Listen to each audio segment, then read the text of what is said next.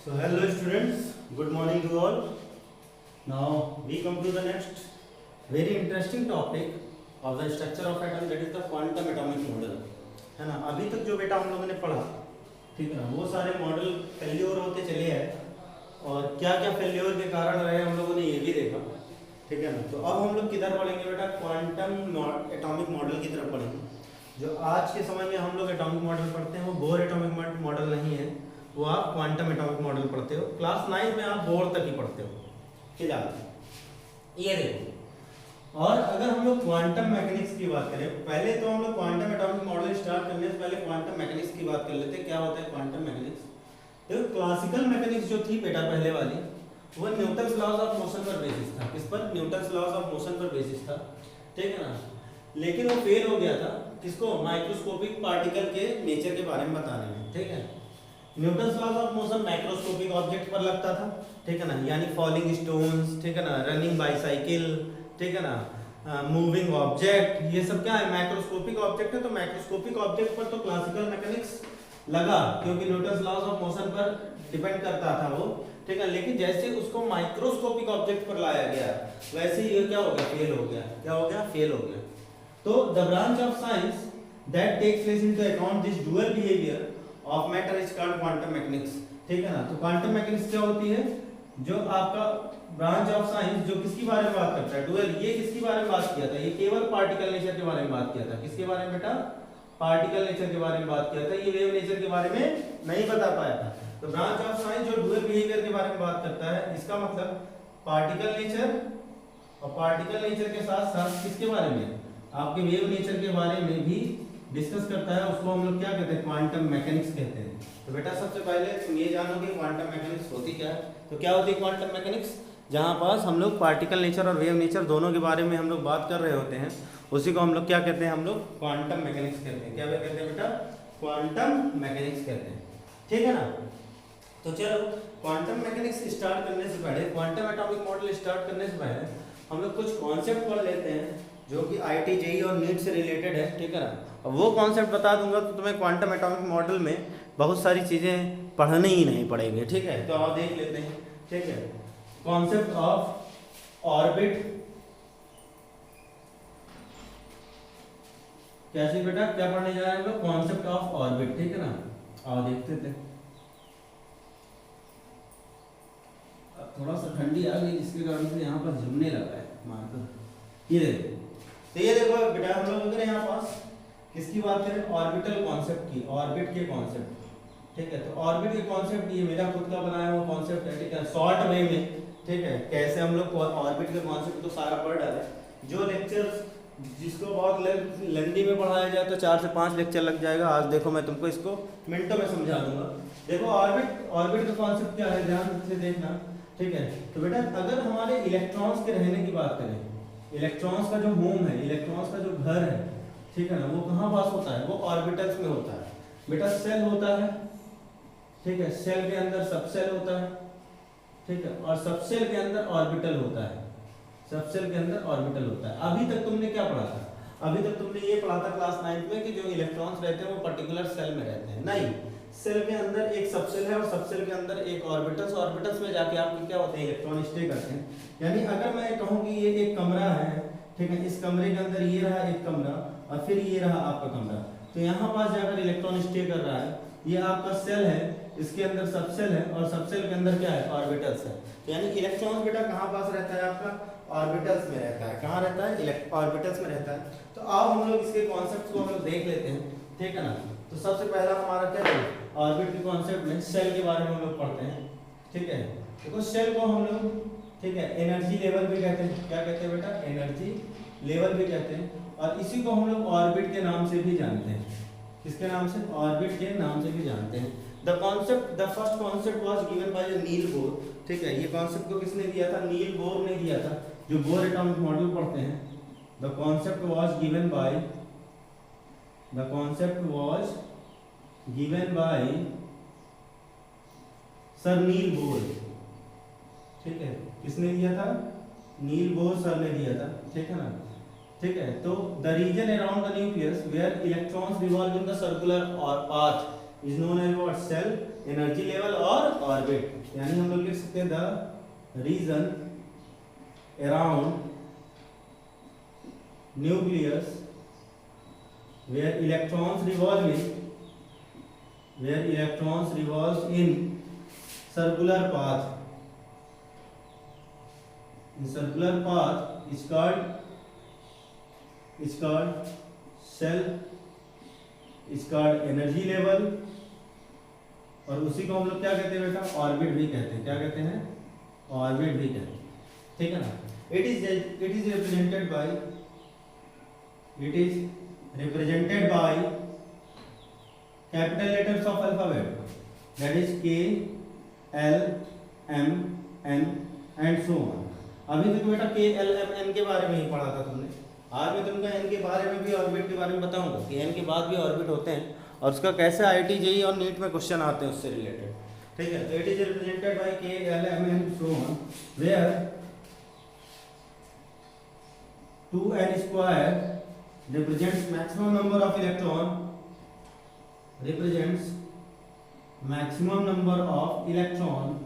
in particular cell,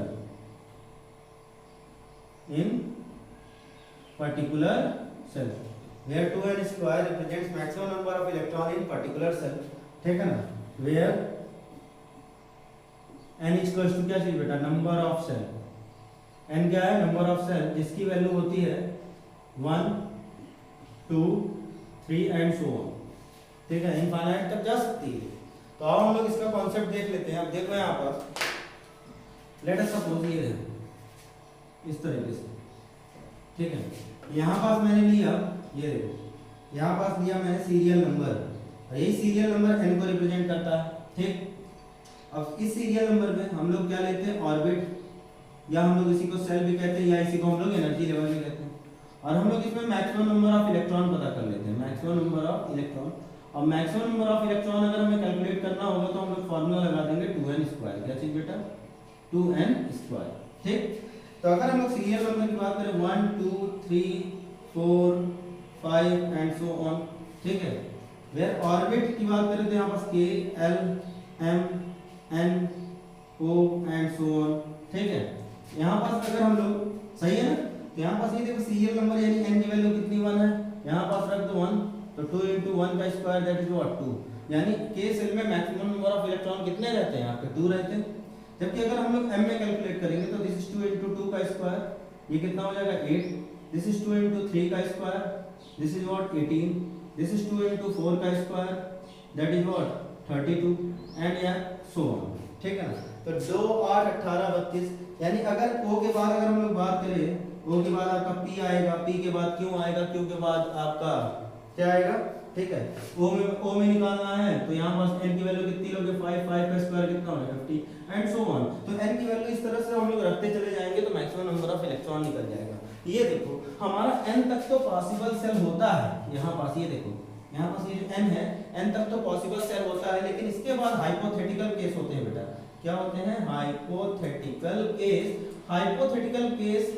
cases से आपका IIT JEE और नीट में क्वेश्चन पूछता है, ठीक है ना। वो उठाता है वहीं से क्वेश्चन जहाँ से तुम नहीं पढ़ के आते हो, ठीक है ना। वो जानता है कि तुम आखिर क्या पढ़े हो क्या नहीं पढ़े हो, तो इसके लिए बिल्कुल ठीक है। और इसी वर्ष पर आपका IIT JEE और नीट के क्वेश्चन बनते हैं, ठीक है ना। यानी तुमने पढ़ा कहाँ तक, बुक में लिखा है n तक, तुमने पढ़ा n तक, कोई दिक्कत नहीं है, ठीक है। वो पूछेगा कि अगर मान लो n के बाद कोई एक पर्टिकुलर सेल आ जाए तो उस पर्टिकुलर सेल में मैक्सिमम नंबर ऑफ इलेक्ट्रॉन कितने होंगे, ठीक है ना, और तुम्हें 4 ऑप्शन दे देगा, ठीक है। तो इस तरह से हम लोग क्या करेंगे, हम लोग कैलकुलेट कर लेंगे क्या चीज, maximum number of electron in each cell, ठीक है ना। तो ये थी बेटा ऑर्बिट की डेफिनेशन, और इसी को हम लोग सेल भी कहते हैं और इसी को हम लोग एनर्जी लेवल भी कहते हैं। अब हम लोग देखते हैं बेटा ऑर्बिट के बाद सेल के बाद आपका किसका बात आता है, आपका सबसेल का बात आता है। तो आप सबसेल का बात देख लेते हैं कि सबसेल में आपका क्या होगा, ठीक है। तो ये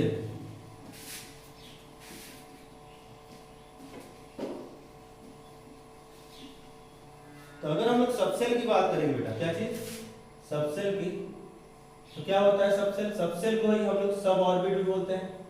क्या बोलते हैं, सब ऑर्बिट, और इसी को हम लोग सब एनर्जी लेवल भी बोलते हैं।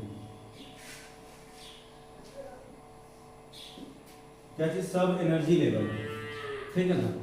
सब सेल को ही हम लोग सब ऑर्बिट भी बोलते हैं और इसी को हम लोग सब एनर्जी लेवल भी बोलते हैं, ठीक है ना। तो आओ देखते हैं हम लोग यहाँ पास ये देखते हैं सब ऑर्बिट, सब सेल और सब एनर्जी लेवल के बारे में, ठीक है। तो देखो it is represented by small letters, it is represented by small letters of alphabet, ठीक है।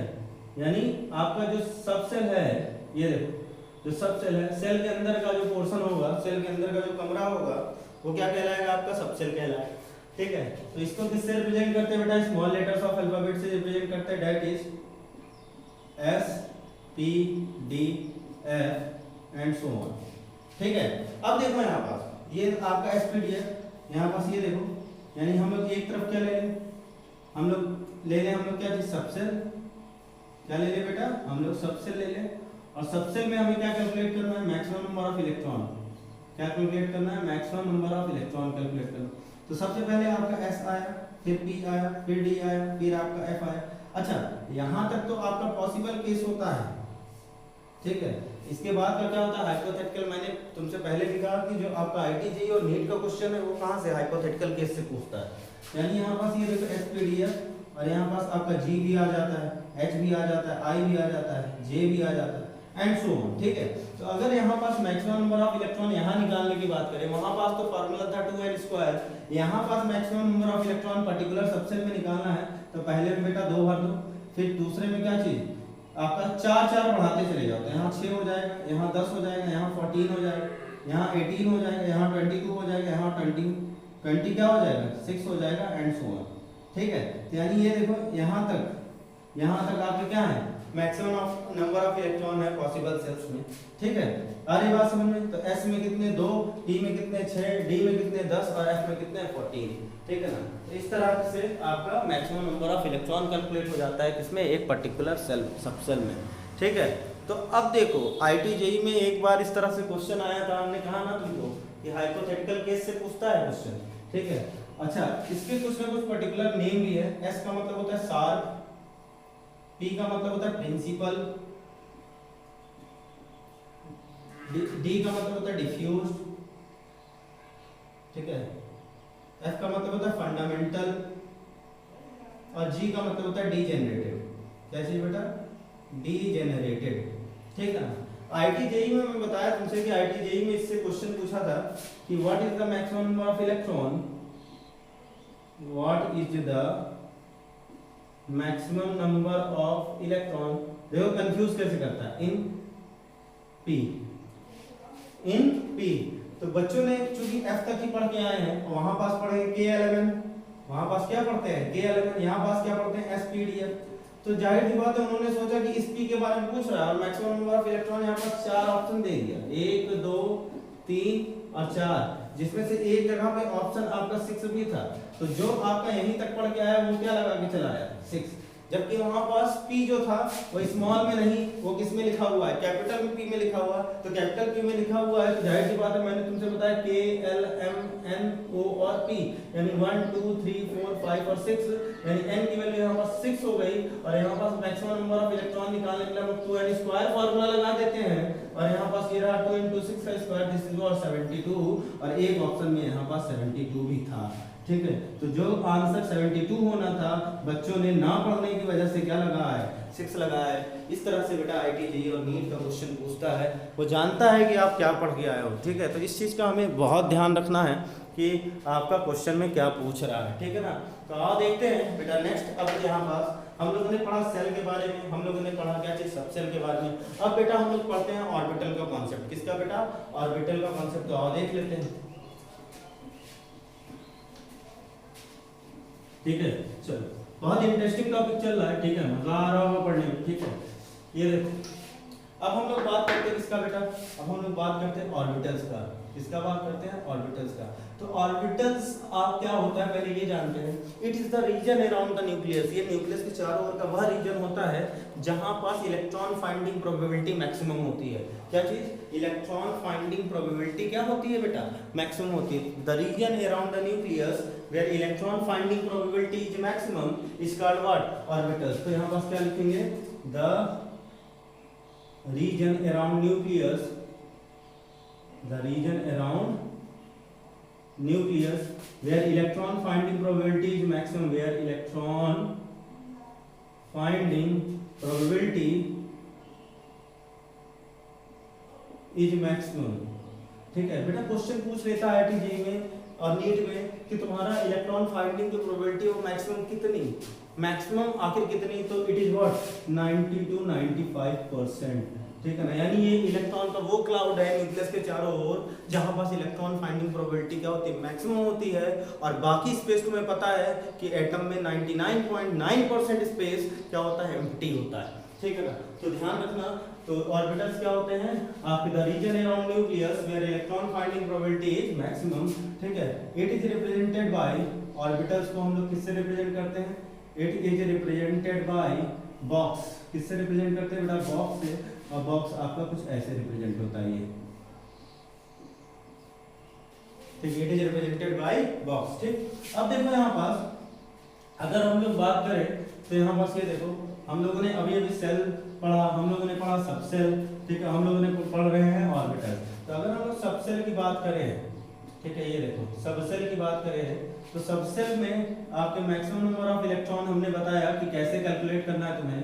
सबसेल था S, P, D और F। ठीक है, इसके बाद हाइपोथेटिकल केस थे तो मैक्सिमम नंबर ऑफ इलेक्ट्रॉन निकालना था, पहले में 2 भर दिया था और बाकी में 4 हम लोग इंक्रीज करते गए थे, तो 2, 6, 10, 14। ठीक है, अब हमने कहा था कि इसी सबसेल में क्या रहता है, ऑर्बिटल। इसी सबसेल में क्या रहता है बेटा, ऑर्बिटल रहता है। तो अगर हम लोग यहाँ पास ऑर्बिटल को कैलकुलेट करेंगे तो ये देखो जितने भी maximum number of electron subshell में है उनको 2 से डिवाइड कर दो। यहाँ 2 से डिवाइड करोगे कितने ऑर्बिटल हो गए, 1। यानी S सबसेल के पास कितने ऑर्बिटल होता है, 2 ऑर्बिटल, 1 ऑर्बिटल होता है। इसको 2 से डिवाइड कर दो, कितने आ गए, 3।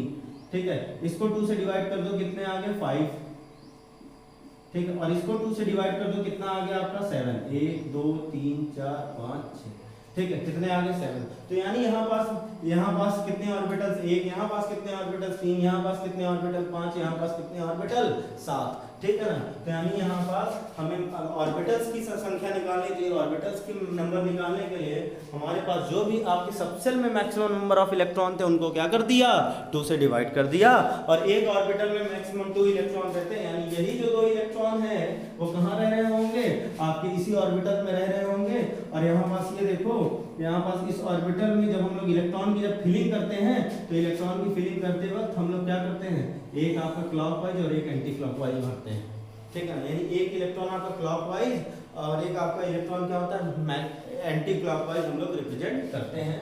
ठीक है, तो यानी इसका मतलब ये है कि अगर ये न्यूक्लियस है और न्यूक्लियस के चारों ओर अगर इलेक्ट्रॉन मूव कर रहा है और इसके आउटर सेल में 2 इलेक्ट्रॉन है, तो एक इलेक्ट्रॉन आपका क्लॉकवाइज मूव कर रहा होगा, दूसरा इलेक्ट्रॉन क्या होगा, आपका एंटी क्लॉकवाइज मूव कर रहा होगा। तो इसके कारण से एक दूसरे का ये मैग्नेटिक मोमेंट कैंसिल कर देते हैं। ठीक है, क्या कैंसिल कर देते हैं बेटा, मैग्नेटिक मोमेंट कैंसिल कर देते हैं, जिसके कारण से कोई पर्टिकुलर इलेक्ट्रॉन, पर्टिकुलर एटम आपका मैग्नेटिक बिहेवियर शो नहीं कर पाता है। ठीक है ना, तो आओ देख लेते हैं, अभी बहुत सारे कॉन्सेप्ट देखने हैं। अगर यहाँ पास देखो, यहाँ पास तो कितने इलेक्ट्रॉन्स है, 6 इलेक्ट्रॉन्स है। तो अगर यहाँ पास 6 इलेक्ट्रॉन यहाँ पास भरोगे तुम, ठीक है, तो 6 इलेक्ट्रॉन देखो, पहले हम लोग एक इलेक्ट्रॉन सब में भर लेते हैं। आपबाउ का प्रिंसिपल है ये। ठीक है, आपबाउ का प्रिंसिपल है, यहाँ पास 6 पहले एक इलेक्ट्रॉन भर लेते हैं, 1, 2, 3 और फिर पीछे आएंगे पलटकर 4, 5 और कितना बेटा, 6। तो देखो यहाँ पास 6 इलेक्ट्रॉन थे, एक ऑर्बिटल में मैक्सिमम कितने इलेक्ट्रॉन जाते हैं, 2 इलेक्ट्रॉन जाते हैं। एक आपका क्लॉकवाइज होता है, दूसरा क्या होता है, एंटी क्लॉकवाइज होता है। ठीक है ना, तो इस तरह से हम लोगों ने देखा ऑर्बिटल का कॉन्सेप्ट। आओ अब हम लोग इसी ऑर्बिटल का कॉन्सेप्ट चूंकि सीखे हैं तो ऑर्बिटल के कॉन्सेप्ट से ही रिलेटेड हम लोग क्या सीख लेते हैं, आपका इलेक्ट्रॉनिक कन्फिग्रेशन। क्या चीज़ बेटा, इलेक्ट्रॉनिक कन्फिग्रेशन। तो ध्यान रखना है, एस के पास कितना ऑर्बिटल, 1, पी के पास कितना, 3, जी के पास कितना, 5 और एफ के पास कितना, 7। कैसे कैलकुलेट किया, जो सबसेल का मैक्सिमम नंबर ऑफ इलेक्ट्रॉन्स था उसको क्या कर दिया, 2 से डिवाइड कर दिया। हमें क्या पता लग गया, आपका मैक्सिमम नंबर ऑफ ऑर्बिटल पता लग गया। और देख लेते हैं, ठीक है। अब देखते हैं बेटा इलेक्ट्रॉनिक कन्फिग्रेशन। ठीक है ना, और इससे मैं होमवर्क भी दूंगा। सबसे मोस्ट इंपॉर्टेंट टॉपिक है इस चैप्टर का, इस चैप्टर का सबसे मोस्ट इम्पोर्टेंट टॉपिक है। क्योंकि मैंने अलग से आज का टॉपिक मैंने डिस्कस किया आप लोग से, इस वजह से मैं इसी के साथ में ही मैं आपका इलेक्ट्रॉनिक कॉन्फ़िगरेशन भी डिस्कस कर देता हूँ, बहुत अच्छे से क्लियर हो जाएगा। ठीक है, हमें लास्ट में पढ़ने की जरूरत नहीं पड़ेगी। ठीक है, तो यहाँ पास ये देखो, अब हम लोग तो क्या देखने जा रहे हैं, हम लोग देखने जा रहे हैं इलेक्ट्रॉनिक कॉन्फ़िगरेशन। क्या चीज़ बेटा जी? Electronic configuration. तो अगर हम लोग इलेक्ट्रॉनिक कॉन्फ़िगरेशन करते हैं, अभी तक जो इलेक्ट्रॉनिक कॉन्फ़िगरेशन तुमने पढ़ा था वो बेटा 2, 2, 8, 18, 32 ऐसे पढ़ा था, जो कि आपका हर जगह एप्लीकेबल नहीं हो पाता है, जिसके कारण से आपको जब 20 से ऊपर एटॉमिक नंबर दे दिया जाता था तो आप कंफ्यूज हो जाते थे। ठीक है ना। आओ देखते हैं इलेक्ट्रॉनिक कॉन्फ़िगरेशन। तो इलेक्ट्रॉनिक कॉन्फ़िगरेशन करना है, ठीक है, इलेक्ट्रॉनिक कॉन्फ़िगरेशन करना है तो हम तुमको एक कॉन्सेप्ट बताते हैं। ये देखो, हमारे पास कितने सब सेल हैं? 4 हैं, S, P, D और F। इसको हमें इंक्रीजिंग ऑर्डर में लिखना है। किसमें लिखना है बेटा? इंक्रीजिंग ऑर्डर में। तो ये रहा S लिखा, ठीक है, जैसे मैं लिख रहा हूँ ऐसे लिखिएगा S, फिर आप SP, फिर आपका SPD, फिर आपका SPD और F। ठीक है, हो गया।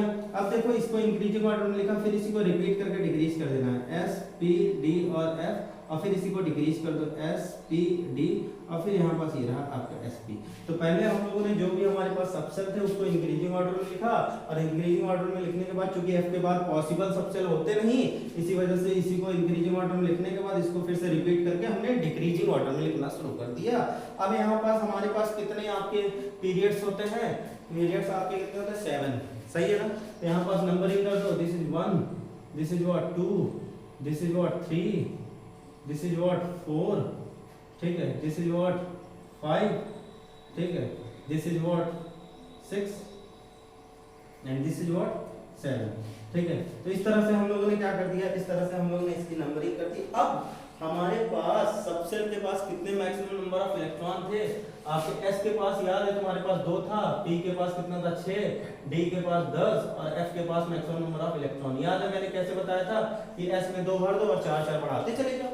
ठीक, तो यानी यहाँ पास ये देखो, अगर हम लोग यहाँ पास जो भी इनके पास मैक्सिमम नंबर ऑफ इलेक्ट्रॉन है इसको आप पावर में भर दो, तो यहाँ पास ये रहेगा 2, यहाँ पास 2, इसके पास 6, 2, 6, 10, 2, 6, 10, 14, 2, 6, 10, 14, 2, 6, 10, दिस इज 2, 6। ठीक है, तो ये रहा, हम लोगों ने क्या कर दिया, मैक्सिमम नंबर ऑफ इलेक्ट्रॉन इनके पावर में लिख दिया। ठीक है ना। अब तुम इलेक्ट्रॉनिक कॉन्फ़िगरेशन करने के लिए तैयार हो चुके हो।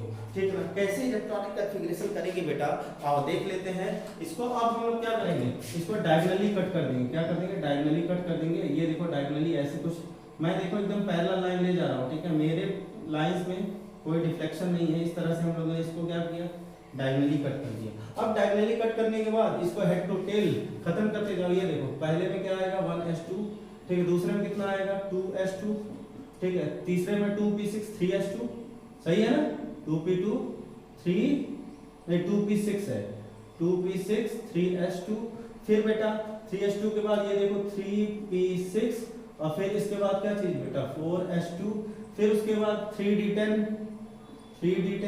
और फिर क्या है आपका 4p6, फिर आपका कितना है 5s2, ठीक है, फिर उसके बाद 4d10, ठीक है, फिर उसके बाद 5p6, फिर उसके बाद आपका 6s2, ठीक है, फिर उसके बाद 4f14, फिर उसके बाद 5d10, फिर उसके बाद 6p6, फिर उसके बाद 7s2 है ना, फिर उसके बाद 5f14, ठीक है, फिर उसके बाद 6d10 और फिर उसके बाद लास्ट में क्या है आपका 7p6। ठीक है ना। तो ये आपका इलेक्ट्रॉनिक कॉन्फ़िगरेशन हो गया। अब आप इलेक्ट्रॉनिक कॉन्फ़िगरेशन पूरी तरह सीख चुके हो, यानी अब आपको हमें क्या करना है, एटॉमिक नंबर देना है। ठीक है, और एटॉमिक नंबर देकर आपसे इलेक्ट्रॉनिक कॉन्फ़िगरेशन करा लेना है। देखो बेटा, वैसे तुमसे फिर से मैं रिपीट करके बता दे रहा हूँ कि यहाँ पास पहले हम लोगों ने क्या किया था, पहले हमने सबसेल्स को इंक्रीजिंग ऑर्डर में लिखा था, इंक्रीज करके हमने रिपीट करके डिक्रीज किया, फिर उसके बाद हमने नंबरिंग कर दी। नंबरिंग करने के बाद जितने मैक्सिमम नंबर ऑफ इलेक्ट्रॉन थे उसको पावर में भर के इसको डायगोनली कट कर लिया, और इसी डायगोनल के अकॉर्डिंग हमने इसको क्या कर लिया, सीरियल में लिख दिया। पहले इसको खत्म किया, इसको खत्म किया, इसको खत्म किया, और इस तरह से खत्म करते करते हम लोगों ने इसको यहाँ तक लिख लिया। अब आप हम लोग इलेक्ट्रॉनिक कॉन्फ़िगरेशन देखते हैं बेटा। तो नाउ ये देखो,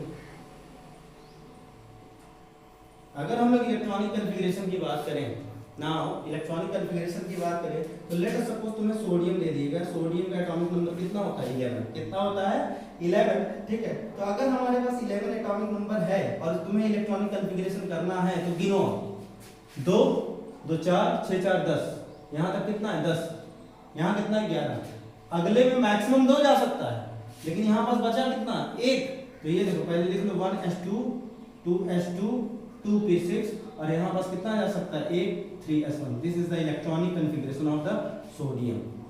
आया समझ में?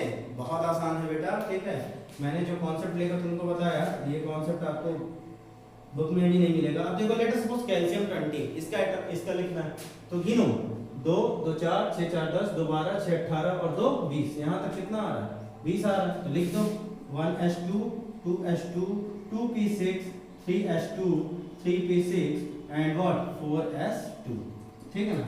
अब लेट अस सपोज तुम्हें आपका कोई एटॉमिक नंबर है जिसका atomic number let us suppose तुमको 57 दे दिया गया और बोला इसका इलेक्ट्रॉनिक कॉन्फ़िगरेशन करो, एटॉमिक नंबर 57 है, मुझे नहीं पता कि एलिमेंट कौन सा है बेटा। आओ देखते हैं 2 2 4 6 4 10 2 12 6 18 2 20 10 30 6 36 2 38 38 then 48 then 54 then 56 and then 1 57, यानी यहाँ पास 56 था, इसके पास मैक्सिमम कितना इलेक्ट्रॉन जाएगा 1, तो यहाँ से यहाँ तक पूरा लिख लेना है और लास्ट में तुम क्या लिखोगे डैश डैश डैश, यहाँ पास क्या 6s2 4f1, ठीक है। तो तुम्हें अब बेटा कोई भी एटॉमिक नंबर दे दिया जाए, ठीक है, उस एटॉमिक नंबर से तुम क्या कर सकते हो इलेक्ट्रॉनिक कॉन्फ़िगरेशन कर सकते हो, ठीक है। तो जैसे मैंने बताया उसी तरह से आपको क्या कर लेना है इलेक्ट्रॉनिक कॉन्फ़िगरेशन कर लेना है बेटा, बहुत आसान तरीका है। अब मैंने जो सीरीज़ लिखी है उसी सीरीज को आपको कोई भी एटॉमिक नंबर दे दिया जाए 1 से लेकर 118 एलिमेंट तक दे दिया जाए, तुम्हें यहाँ पास गिनना है और गिन कर क्या कर देना है, हमें उसी को सीरियल में यहाँ पास लिख देना है, आपका वही क्या हो जाएगा आपका electronic configuration of the particular element हो जाएगा।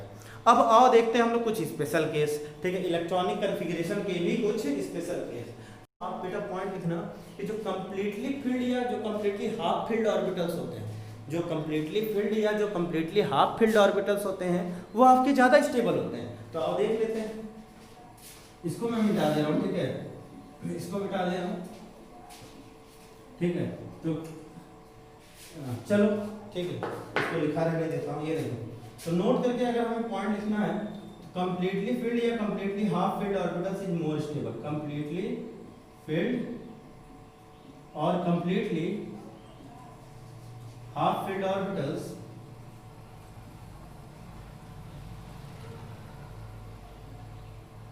इज मोर स्टेबल, ठीक है। कंप्लीटली फील्ड या कंप्लीटली हाफ फील्ड ऑर्बिटल्स जो होते हैं वो क्या होते हैं ज्यादा स्टेबल होते हैं। तो आप देख लेते हैं कंप्लीटली फील्ड और कंप्लीटली हाफ फील्ड ऑर्बिटल्स कैसे। जैसे लेट अस सपोज किसी ऑर्बिटल है, कोई ऑर्बिटल तुम्हारे पास मान लो p के 3 ऑर्बिटल हैं, तो p के 3 ऑर्बिटल मान लो ये रहा, तो यहाँ पास एक इलेक्ट्रॉन, यानी ये कंप्लीटली हाफ फील्ड ऑर्बिटल्स हैं। और अगर कंप्लीटली फील्ड की बात करेंगे तो यहाँ पास ये देखो, ये क्या है कंप्लीटली फील्ड ऑर्बिटल्स है, ठीक है। तो कंप्लीटली फील्ड या कंप्लीटली हाफ फील्ड ऑर्बिटल्स बेटा क्या होते हैं ज्यादा स्टेबल होते हैं। तो केस ऑफ कॉपर और क्रोमियम देखते हैं, क्या चीज नोट करके, case of copper and chromium, ठीक है। कैसे कुछ स्पेशल केसेस में आपके इलेक्ट्रॉनिक कॉन्फ़िगरेशन चेंज हो जाते हैं वो देखो। अब देखो यहाँ पास अगर हम क्रोमियम की बात करें बेटा, किसकी क्रोमियम की, क्रोमियम का एटॉमिक नंबर होता है 24, कितना होता है 24, कितना होता है 24, तो 24 एटॉमिक नंबर है, इसका इलेक्ट्रॉनिक कॉन्फ़िगरेशन तुमको करना है 2 2 4 6 4 10 2 12 6 18 2 20 और 4 यहाँ पास क्या जाएगा 24 जाएगा, तो यानी ये हो जाएगा 1s2 2s2 2p6 3s2 3p6 और यहाँ पास 4s2 और यहाँ पास बेटा 3d कितना चला जाएगा 3d4 चला जाएगा। तो हमें लास्ट के दो उठाने हैं, क्या करने हैं हमें लास्ट के दो उठाने हैं, ठीक है। अब देखो मैं थोड़ा सा इसको अब रबी करता हूँ, ठीक है, इसको उम्मीद है बना लिए होगे तुम लोग, ठीक है। ये देखो यहाँ पास, ठीक है, ये अब देखो यहाँ पास लास्ट के हम लोग दो उठा लेते हैं, तो लास्ट के दो क्या है 4s2 3d4 है ना, तो यहाँ पास ये देखो 4s2 और बेटा 3d4, ठीक है। तो अगर हम लोग 4s2 3d4 की बात करें, s के पास कितने ऑर्बिटल 1 ठीक है। डी के पास कितने ऑर्बिटल? 5।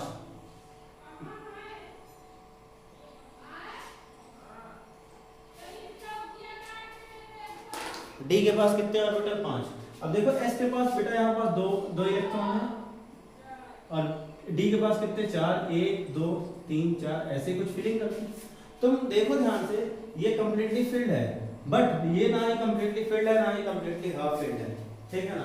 तो अगर इस कोई ऐसा तरीका हो जिसके कारण से ये भी स्टेबल हो जाए और ये भी स्टेबल हो जाए, तो इसके लिए देख लो, यहाँ पास एक इलेक्ट्रॉन को तुम क्या कर दो? इधर ट्रांसफर कर दो। तो जब तुम एक इलेक्ट्रॉन को इधर ट्रांसफर कर दोगे तो आपका यही जो है ये कुछ ऐसा दिखाई देगा, ठीक है। एक इलेक्ट्रॉन को उधर ट्रांसफर कर दिए तो आपका ये कुछ ऐसे हो गया, सही है ना। अब तुम देखो, जैसे ही एक इलेक्ट्रॉन उधर से उधर जंप कर गया, एक इलेक्ट्रॉन जैसे ही इधर से इधर जंप कर गया, तो जंप करने में ये देखो यहाँ पास क्या आ गया?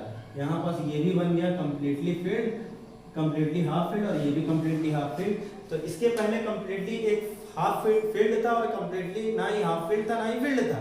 तो अगर इससे एक इलेक्ट्रॉन उधर ट्रांसफर कर दिया तो ये भी बन गया कंप्लीटली फील्ड, हाफ फील्ड, ये भी कंप्लीटली हाफ फील्ड। और मैंने तुमसे कहा कि कंप्लीटली हाफ फील्ड या कंप्लीटली फील्ड ऑर्बिटल्स ज्यादा स्टेबल होते हैं, तो यानी यहाँ पास इसकी स्टेबिलिटी इंक्रीज हो जाएगी, जिसके कारण से इसका जो ये वाला इलेक्ट्रॉनिक कॉन्फ़िगरेशन था, it is called 4s1 3d5।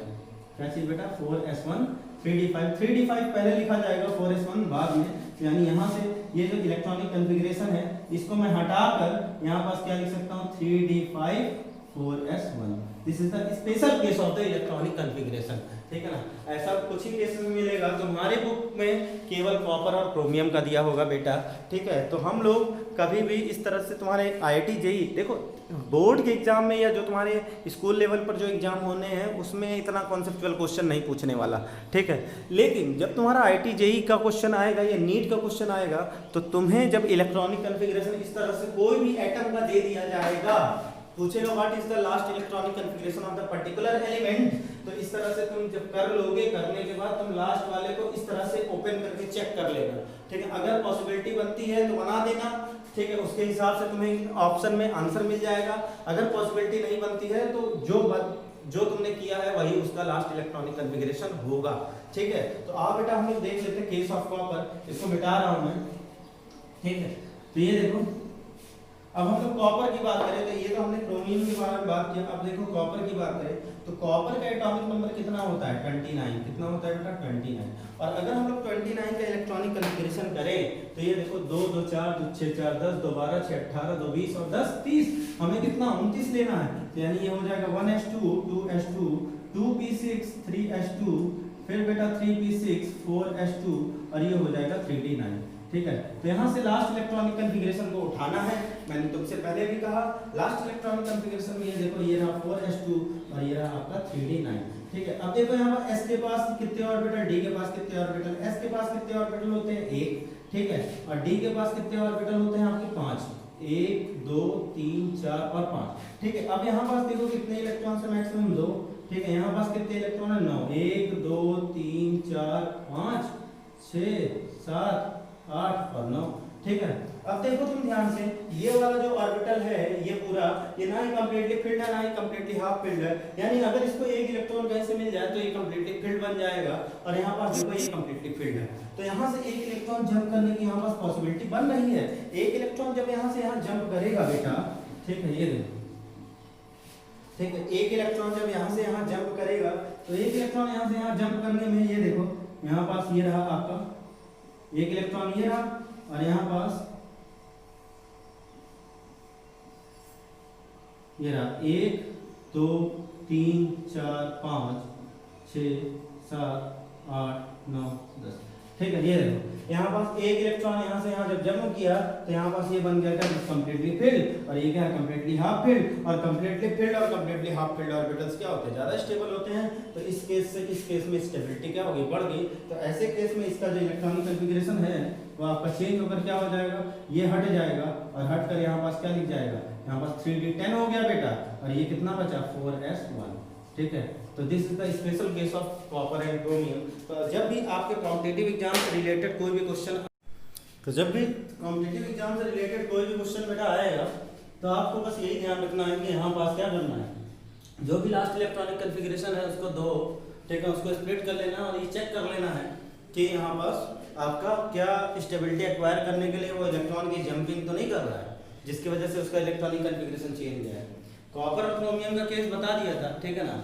अब मैं आपको कुछ होमवर्क दे रहा हूँ, ठीक है ना, उस होमवर्क को आपको क्या करना है, अपने से इसको कंप्लीट करना है, ठीक है ना, कि right the electronic configuration of, ठीक है, हमें क्या करना है, इलेक्ट्रॉनिक कन्फिग्रेशन लिखना है, ठीक है ना। और ये तुम्हारा होमवर्क है, इलेक्ट्रॉनिक कन्फिग्रेशन लिखना है किसका किसका, एटॉमिक नंबर आपका 50 का, एटॉमिक नंबर 60 का, एटॉमिक नंबर 70 का, एटॉमिक नंबर आपका 95 का, ठीक है ना, और एक एटॉमिक नंबर ले लो आप 85, ठीक है ना। तो ये 5 एटॉमिक नंबर की इलेक्ट्रॉनिक कन्फिग्रेशन करके तुम्हें इस तरीके से शो करना है कि चेक करके कि कहीं ये अपना इलेक्ट्रॉनिक कन्फिग्रेशन चेंज तो नहीं कर रहा है स्टेबिलिटी एक्वायर करने के लिए, ठीक है। तो बेटा आज के लिए बेटा हम लोग इतना ही रखते हैं। नेक्स्ट क्लास में हम लोग क्वांटम एटॉमिक मॉडल के कॉन्सेप्ट लेकर हाजिर होंगे। सारे कॉन्सेप्ट इन्हीं से जुड़े हुए हैं जो मैंने आज आपको बहुत ही शॉर्टकट वे में आपको समझा दिया, ठीक है ना। तो वीडियो को एंजॉय करिए, जहाँ पे कोई डाउट हो आप पूछिएगा, ठीक है ना। तो मिलते हैं नेक्स्ट लेक्चर में। जय हिंद, वंदे मातरम।